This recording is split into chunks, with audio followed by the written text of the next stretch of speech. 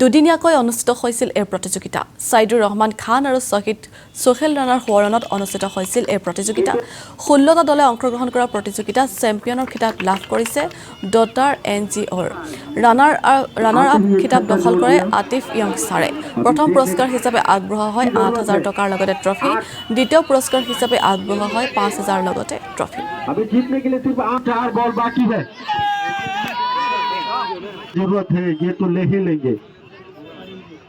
Daughter NGO team ने 4 ball में सिर्फ एक ही रन का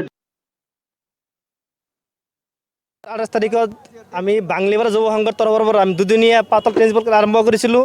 এইটো আমাৰ পঞ্চবাৰ্ষিক খেল আছিলে আৰু এইটো খেলত চূড়ান্ত জয়ী হৈছে আমাৰ ডটাৰ NGO আৰু ৰানাৰ্ছ আপ হৈছে আপোনাৰ আতিফ টাইগাৰ টিমে।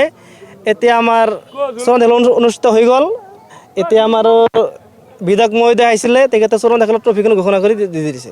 আছিলে আপোনাৰ দুটা ডাঙৰ ট্ৰফি আছিলে, man of the tournament, man of the bowler, tournament of the dollar, tournament of the batsmen bowler আছিলে, এইখিনিত আছিলে। ট্ৰফিৰ লগত ধন আছিলে ফাৰ্ষ্ট প্ৰাইজৰ লগত আপোনাৰ টকা আছিলে 8,000 আৰু দ্বিতীয় ৰানাৰ্ছ আপত আছিলে আপোনাৰ 6,000। অন্তিম সময়ত আহিলোঁ। বাংলিপাৰা যুৱ সংঘৰ উদ্যোগত প্ৰাইজ মানি ক্ৰিকেট খেল আছিল আৰু কেইবাদিনৰ পৰা চলি আছিল খেল। আজি অন্তিম দিন আছিল আৰু মই আহি লাষ্টত আধা ঘণ্টা বহি খেল উপভোগ কৰিলোঁ।